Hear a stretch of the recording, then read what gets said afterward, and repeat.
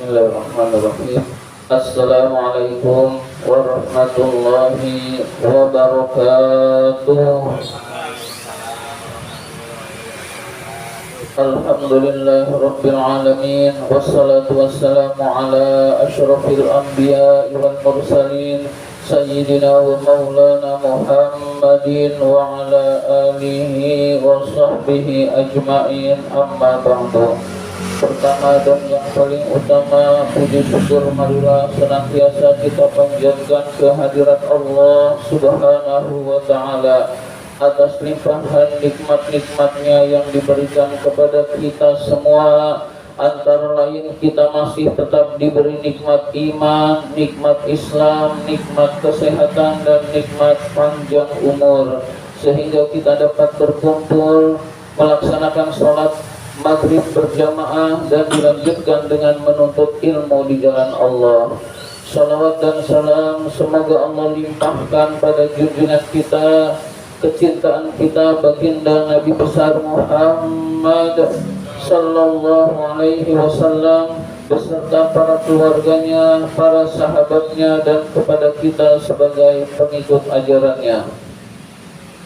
Marilah kita awali taklim kita dengan membaca surat Al-Fatihah.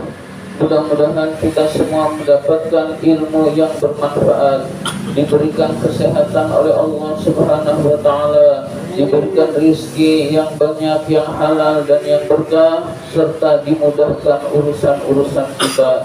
Ala hadhihi niyah wa ala kulli niyatin salihah wa ila hadratin nabiyil mustafa Rasulullah sallallahu alaihi wasallam.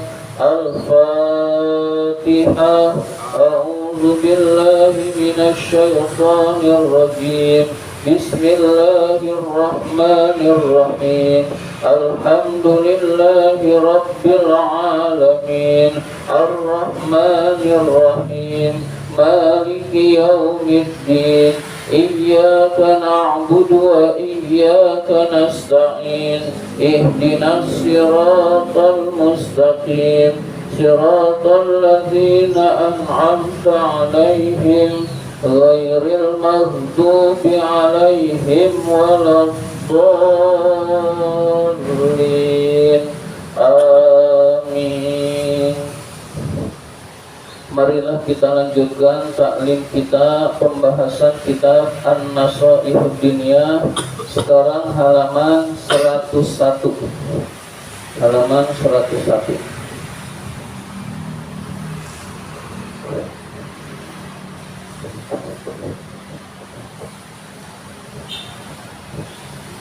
Baris ke-16.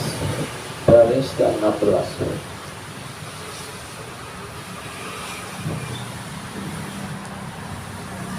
Bismillahirrahmanirrahim. Wa qala ta'ala. Allah Subhanahu wa ta'ala berfirman. Surat Al-Ma'un ini. Fawailul lil musallin. Maka celakalah orang-orang yang sholat. Maka celakalah orang-orang yang sholat. Alladzina hum an sholatihim sahun. Yaitu orang-orang yang lalai dari sholatnya.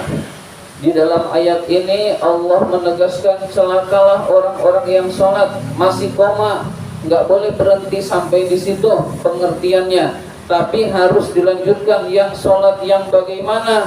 Alladzina hum an sholatihim sahun. Yaitu orang-orang yang lalai dari sholatnya, orang-orang yang sholatnya tidak ingat Allah, orang-orang yang waktu sholat ingat dagangan, orang-orang yang waktu sholat ingat uang, orang-orang yang waktu sholat ingat kunci di mana. Maka orang-orang yang lalai dari sholatnya itulah orang-orang yang celaka. Hadirin sekalian, kalau orang-orang yang sholat aja celaka, apalagi orang-orang yang gak sholat lebih celaka lagi. Hadirin sekalian, jadi jangan dipikir wah orang yang sholat celaka, berarti mendingan saya dong gak sholat. Nah, maka ini pengertian yang keliru. Yang sholat saja celaka, jika sholatnya lalai Apalagi orang-orang yang tidak salat, hadirin sekalian, lebih celaka lagi di dunia maupun di akhirat, hadirin sekalian. Maka salat itu harus ditunaikan, baik dia itu pinter ataupun tidak, wajib sholat. Baik dia itu sibuk atau tidak, wajib sholat. Baik dia itu kotor ataupun bersih, wajib sholat. Gak boleh orang berkata begini, saya masih kotor, masih banyak dosa, lalu memilih gak sholat. Ini rugi, hadirin sekalian. Mau banyak dosa, mau banyak pahala, sholat tetap wajib ditunaikan, hadirin sekalian. Dan tidak boleh tidak, hadirin sekalian. Jadi orang-orang yang sholatnya celaka adalah orang-orang yang sholatnya lalai, hadirin sekalian. Sholatnya tidak ingat Allah subhanahu wa ta'ala. Maka sholat harus ingat Allah. Bagaimana caranya sholat harus ingat Allah? Renungkanlah yang kita baca, hadirin sekalian. Lagi baca Al-Fatihah, apa kandungan Al-Fatihah? Sambil kita renungkan, hadirin sekalian. Insya Allah dengan demikian kita tidak lalai dari sholatnya, hadirin sekalian.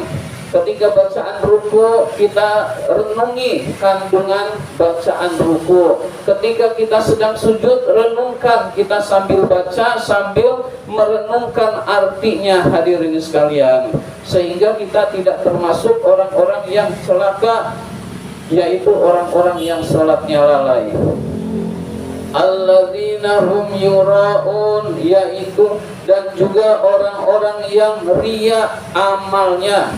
Ria amalnya bukan karena Allah, maka ini orang yang celaka. Dia ibadah tujuannya biar dipuji oleh orang lain, maka akan celaka, hadirin sekalian. Dia bersedekah biar dinilai baik, biar dinilai hartawan, biar dinilai dermawan, maka orang tersebut pun akan celaka, hadirin sekalian.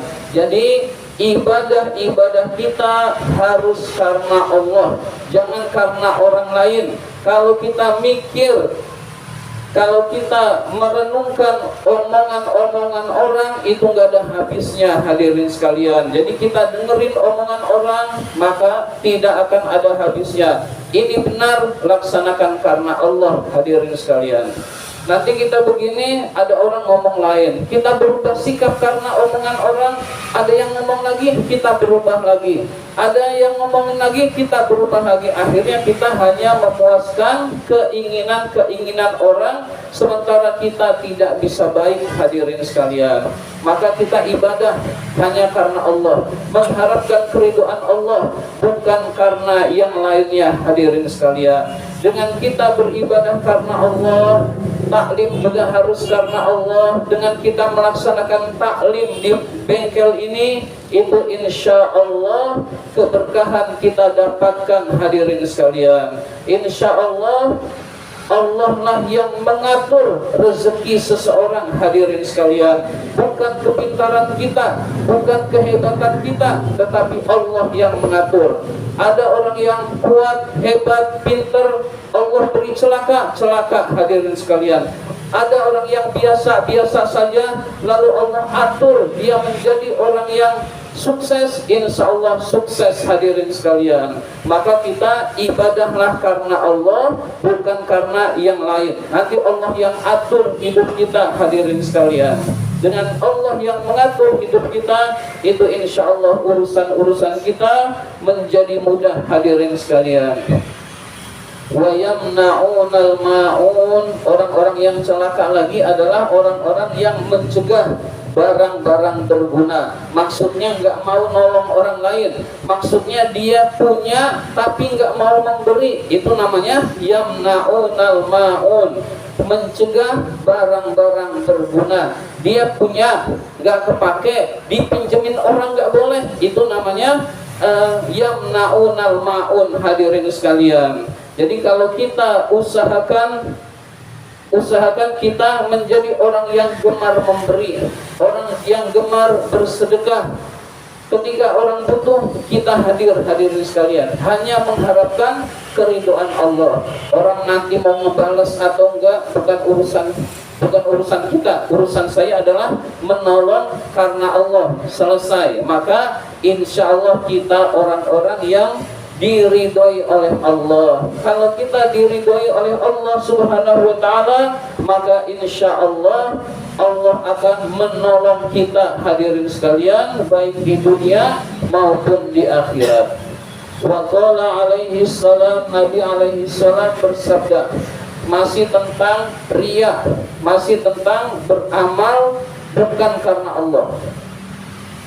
Wa qala alaihi salam, Nabi alaihi salam bersabda, yaqulullahu ta'ala, Allah Subhanahu wa ta'ala berfirman, ana aghnal aghniya, saya paling tidak membutuhkan anis syirki, dari musyrik, dari kesyirikan, dari sekutu, dari menyekutukan.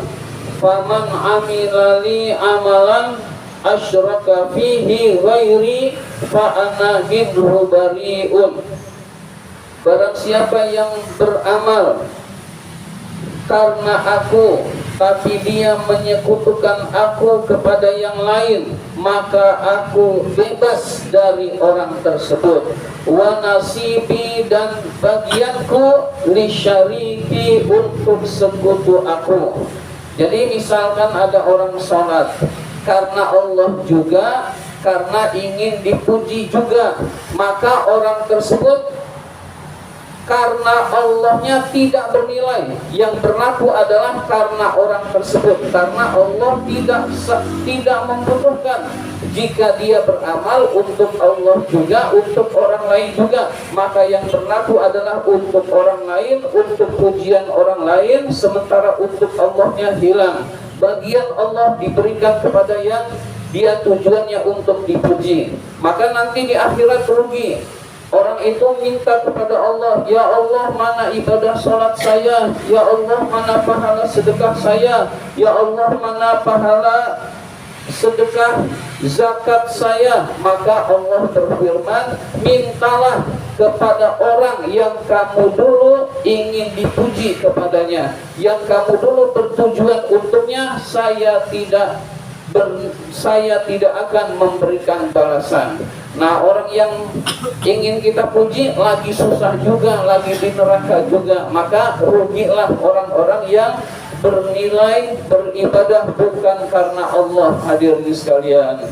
Jadi kita sholat karena Allah, baca Quran karena Allah, bersedekah infak karena Allah, maka kita akan beruntung, hadirin sekalian.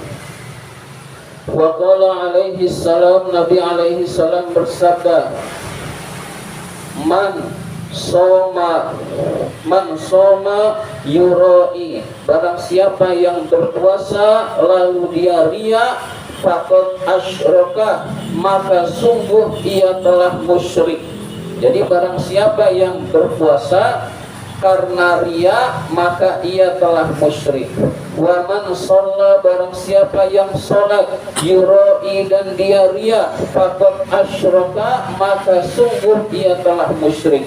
Wa man tasaddaqa, barang siapa yang bersedekah yuroi dan dia riya, faqad asyraka, maka sungguh ia telah musyrik, hadirin sekalian. Jadi riya itu musyrik, menyekutukan Allah, tapi kecil-kecilan, hadirin sekalian. Karena Allah juga, karena orang lain juga, maka dia menyekutukan Allah, menduakan Allah, punya tujuan lain selain Allah, maka dia sungguh telah musyrik. Maka riya itu di dalam sebuah hadis lain dikatakan asyirkul asghar, sirik yang kecil, sirik yang kecil-kecilan, atau dikatakan asyirkul khafi, sirik yang samar-samar, hadirin sekalian. Maka jangan sampai amal kita riya, ingin dinilai orang lain, ingin dinilai baik oleh orang lain, maka kita menjadi orang yang rugi, hadirin sekalian. Faqad wa qala alaihi salatu wassalam, Nabi alaihi salatu wassalam bersabda, man talabad dunya, barang siapa yang mencari dunia, bi amalil akhirah, dengan amal akhirat. Jadi nyari dunia pakai amal akhirat, boleh nggak hadirin sekalian?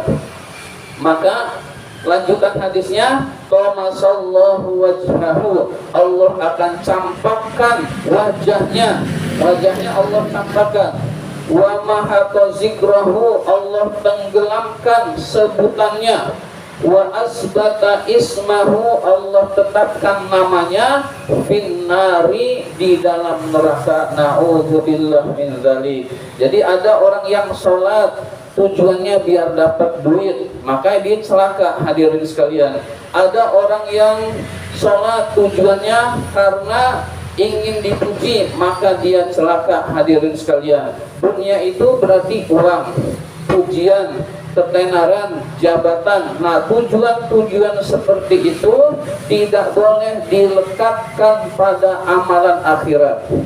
Termasuk adalah seorang qori'ah, dia suaranya merdu, melengking, tujuannya biar dapat amplop, maka dia rugi, hadirin sekalian. Dapat amplop boleh nggak? Boleh, tapi jangan jadi tujuan, hadirin sekalian. Jadi tujuan, dia celaka, hadirin sekalian. Jadi orang yang beribadah amalan akhirat tujuannya dunia, dia akan celaka, hadirin sekalian. Maka jangan sampai amalan-amalan akhirat kita niatnya dunia. Misalkan ada imam masjid, digaji boleh nggak? Boleh. Yang nggak boleh adalah imam mengharapkan gaji, itu yang nggak boleh, hadirin sekalian. Imam itu kan amalan akhirat, dia mimpin jamaah dan dia sholat itu kan amalan akhirat, tujuannya uang, maka dia celaka. Dikasih uang boleh, hadirin sekalian, tapi bukan jadi tujuan, hadirin sekalian. Jadi kita bisa membedakan amalan akhirat harus karena Allah, hadirin sekalian. Wa qala alaihi salam, Nabi alaihi salam bersabda, man ahsanas sholata, barang siapa yang membaguskan sholat, haitsu yarahun nasu, ketika dilihat oleh manusia, wa asa